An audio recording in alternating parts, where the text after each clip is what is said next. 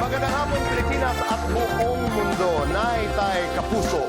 Pahiram po ng 20 minutes ng inyong hapon. Ako po si Boy, and welcome to Fast Talk with Boy Abunda. Maraming salamat po sa lahat ng nanonood sa ating mga live streaming channel sa Facebook and YouTube, and sa lahat ng nakikinig po sa DZBB. Welcome to the program. This is very special. Ang aking panauhin po ngayong hapon. She's a social entrepreneur. She's a philanthropist. She's a lovely woman, beautiful inside and out. But ngayong hapon na ito po ay narito siya sa programa natin bilang isang kaibigan. Naitay Kapuso, please welcome the one and the only, Nanette Medved-Po.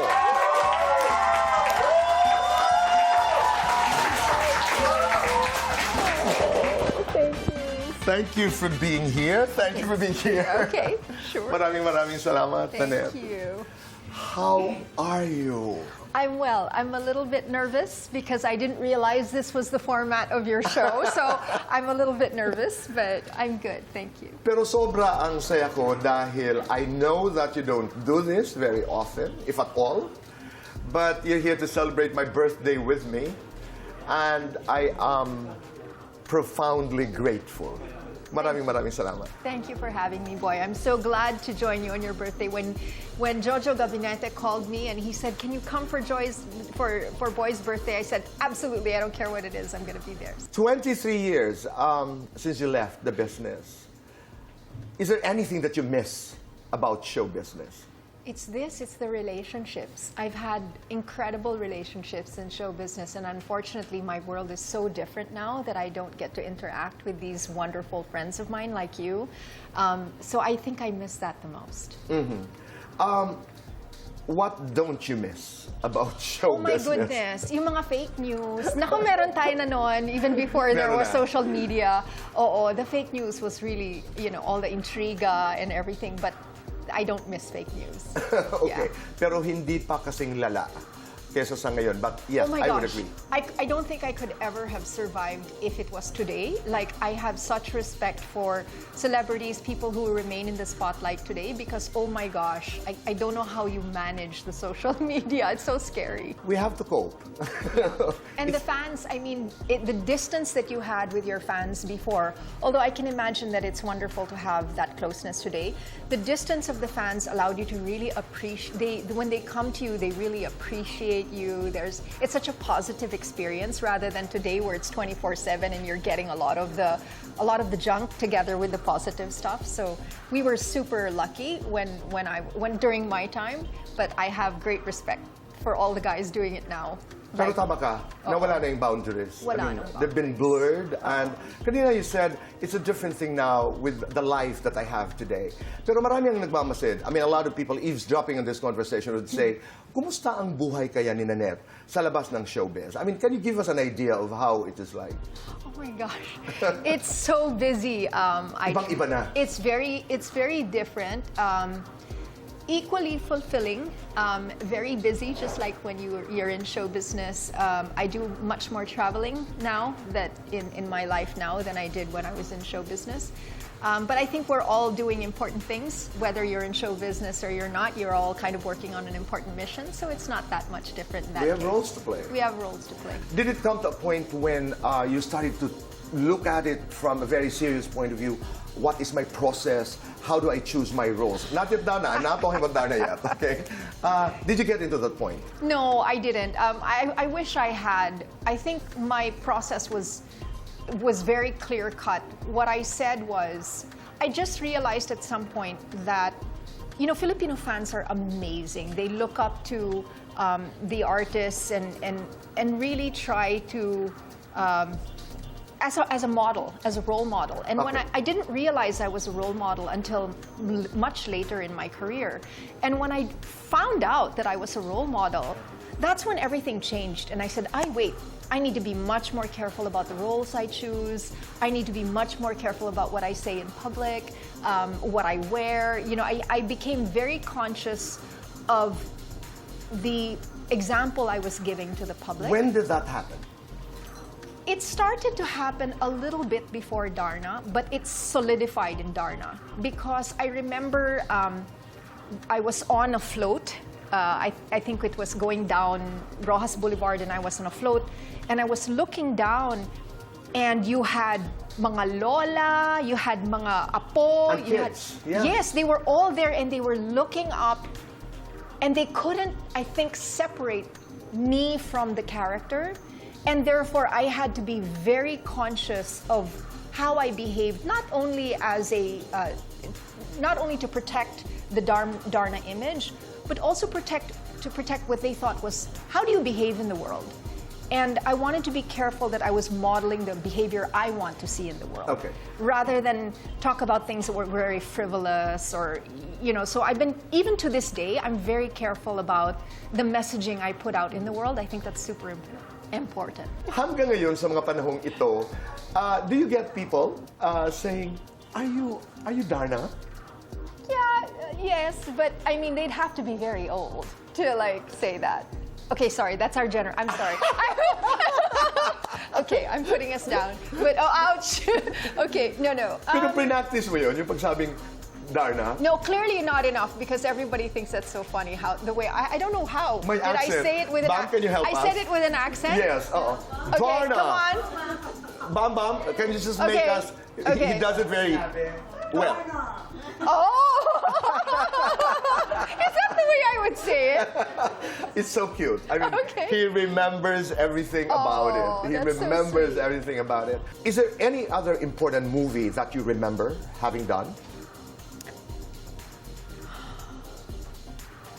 I don't know that it's important, but it was certainly one of the more memorable movies and I so enjoyed making it. So my first movie with Fernando Po, I subsequently did 2 more movies with him, but I loved my time. Any time I'm spending with FBJ is just golden. I love the man.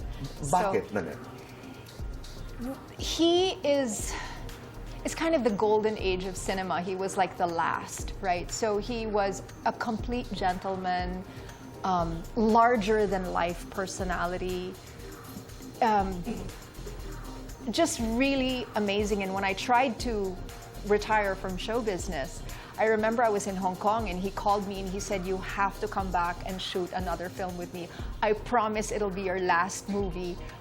And so he said, if you come back for 2 weeks, I'll finish all of your scenes, and that's it. So I came back. I said, Ronnie, I'll only come back for you. And I did, because he is just such an amazing man. And I feel really bad that we've lost him, but Yeah. he is incredible. Great man. Katatapos lang natin nung ating Hope Heroes. 2012, I remember, inumpisahan mo ang Hope in a Bottle, which is now Hope in a Box, and the permutation po ng Hope in a Bottle. And you've always been passionate about doing things for others. Edukasyon, inspiring others. Lalo na itong Hope Heroes natin, parang nakaka-uplift ika nga ng spirit. Yeah. There are people who live to be of service to others and to country. And you're very passionate about this. Ang aking katanungan, where is this coming from? My second question is there anything that will make you come back to show business and do at least 1 movie again? The answer, when we come back, dito lamang po sa Fast Talk with Boy Abunda. Kami nagbabalik po dito sa Fast Talk with Boy Abunda. Kasama pa rin po namin ang aking kaibigan, Nanette Medved. Nanette, pag-usapan natin, Hope in a Bottle 2012. You started this project. Ang layo na ng narating. Pag-usapan natin, talk about it. Oh my goodness. Nung nag-umpisa tayo, Boy, halos wala. As in, wala tayong customers, wala tayong, we had nothing talaga. And I remember you were so kind. I told you my story about wanting to support public schools and build public schools. And syempre, si Mommy, public school teacher. And so you said, absolutely, support ako because, I want to support the public schools and I think my mom would love this. So you were there from the very beginning. I will never forget that.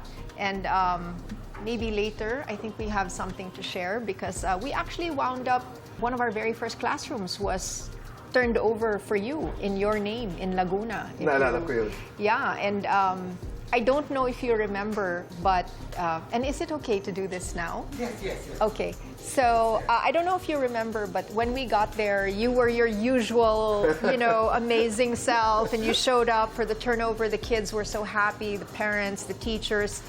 And when we were there, you gave them a Philippine flag that they could hoist above the school because wala naman yata sila at that time na flag, a good flag for you or for the class, for your classroom. And I just want to let you know that this morning, our team was actually at your school, at your classroom. And the very flag that you gave them 10 years ago, they would like to give back to you. They've been using it. They've been using it for the past 10 years. And if you'll notice, medyo punit-punit na po siya, but very well used, and they would like to return it to you as a thank you for 10 years Thank you, Nanette. of children learning in your classroom. And I remember on that day, Boy was very emotional because he said, I am now. yeah, he said, I get many gifts in my life, but none is more meaningful than a Philippine flag because you are, if nothing, a patriot, Boy. And from a public school, your mom would be so happy. Ganun ako ka-emosyonal. Dahil pag classroom na ang pinag-uusapan, and being able to share on what you're doing is actually providing hope, providing classrooms for kids means so much to me in a very, very, very personal way. Yes, well, may dagdag po yan kasi naalala ko nga that this is because of your mom. And so tinawagan ko yung mga tao sa office kahapon and I said, pupuntahan ko si Boy sa birthday niya and we know how special your mom is to you. And they said there was a photo shoot in one of your commercials. Nakasama po si Mommy. And so may gift sila sa'yo for your birthday. They want to give it to you and wish you a very, very, very, very happy birthday. Oh.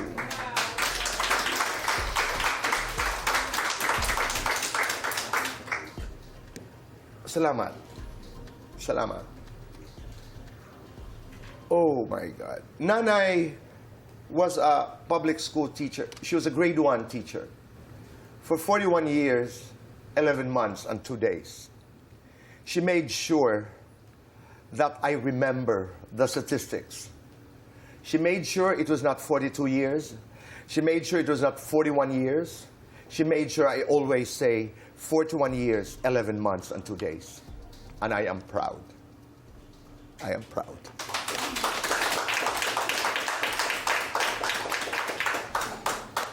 Thank you. You're welcome. Maraming salamat, Nanette. Alam mo, tayo nga talking about how we would like to be remembered. You know, people would say, how do you want yourself to be remembered? And I would say, you know, some people would not agree if they say, I tried to be the best host, I tried to be the best interviewer. That's debatable. But when I say, I was the best child to my mother, I'm okay. Kasi ginawa ko yun. And she was so proud of you. She was. She really was. But let's go back to Hope. Okay. How does this work? Paano tayo nakakapag-build ng mga classrooms? Para lamang sa mga hindi pa nakakaalam. Okay, commercial pala to. No. Ibig sabihin, paano tayo nakakapag-build? Paano tayo nakakatulong? Paano tayo nakakapamili ng mga bayani? Yes. Yeah. Well, I mean, hope is both, yes, a water, but it's also a concept, di ba? I mean, It is. If all of us can do at least one good thing for another each day, then I think the world just becomes a better place. And in our case, we have a water na nagkataon lang po, pag bumili ka, 100% po ng profit ng tubig na yan, we really go and build classrooms in some of the really desperate communities around the country. So that's the way we do it at Hope. But that doesn't mean that's the only way that you can do good in your life, right? Every day you make a choice. And I think that if you can just do one good thing, the world is so much better for it. Napakaganda, no? Let me go back to show business. Kung merong isang dahilan, Nanette, na magpapabalik sa'yo sa showbiz, and perhaps just do one movie, what would this be? I have no idea. I have no idea. I've never thought about it, and I can't imagine what it would be. But No, but halimbawa, it's a movie that would help, your advocacies, that would probably help hope. We can think of a title like Pag-asa. build classrooms. Build classrooms. Ewan ko The ba? story of Ewan classrooms. ko ba? I don't know kung ano pwedeng gawin, but yeah. But are you close? I mean, is it something that you wouldn't even think about? I don't think about it. Right. Ang daming magagaling dyan ngayon. I don't think anyone will miss me if I don't come back. No. Okay. It would be so exciting. It would be Okay. so exciting. I just miss you, and nakakatuwa lamang na ikay bumalik dito. My last question is, how did it feel coming back to studio? How did it feel coming into GMA7? How did it feel to be embraced again by the industry that you were once part of? It's so amazing. The last time na nandito po ako sa Channel 7, wala pa yung building na to. Alam ko. I was like, oh, may building na pala dito. Alam Diba? ko. So it's been a while, but can I just say your staff met me downstairs, and it's been an amazing experience hanggang dito sa taas, and everyone was just... I remember the warmth that came with this job, and I do miss that. So thank you so much. Maraming salamat. Alam mo, we usually end this program by doing acting exercises or dancing or doing TikTok, but we're Okay. making an exception. Yes, I'm going to end there, but I have to give the flowers Oh, first. thank you. And I will have to do fast talk with Okay. you. Oh my God. I will have to do fast talk with Miss Nanette Medved. I said I didn't want to hear the questions kasi baka sobrang kaba ko. Umalis na lang ako bigla. Hindi ko na gawin yung interview. Kailangan gawin natin ito ng Okay. mabilis. Oh my gosh. We have Okay. how many minutes? 2 minutes. And our time, Nanette, begins now. Darna, Narda. Darna. Superhero, supermom. Ooh, super mom. Hope, love. Hope. Beauty or brains? Brains. Public or private? Private. Loud or soft? Soft. Bottle of water or bottle of wine? Bottle of wine? Lilipad, lalangoy. Lilipad. Favorite movie you did? Dito sa Pitong Gatang. Your favorite leading man? FPJ. Your beauty secret? Clearly none. One thing you're grateful for? Only one. Yeah. The relationships in my life. One thing you're proud of? My children. Dasal mo sa Diyos. This is gonna be a Miss Universe moment. Yes. Oh my gosh. Of course I pray for goodness in this world. Is that lights on or lights off? For what? Okay. In whatever context you want. Shining the light on the plastic pollution problem of my staff. Okay, sige. Thank you, Athalie. So is that on or off? On shining the light Okay. on the plastic pollution problem. I get it. Happiness or chocolates? Oh, somebody told me earlier what that means. Can I just say happiness? Best time for happiness, Nanette. Oh, come on. I don't know. Complete the sentence. Okay. I am Nanette Medved-Po, and I am a woman of... Action.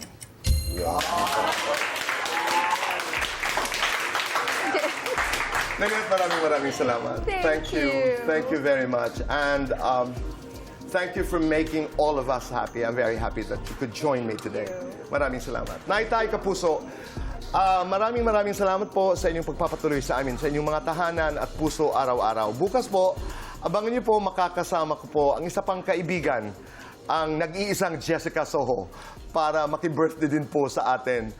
And yes, be kind. Make your nanay and tatay proud. Hashtag say thank you. And just one, isa lang, do one good thing a day. And let's make this world a better place. Goodbye for now, and God bless.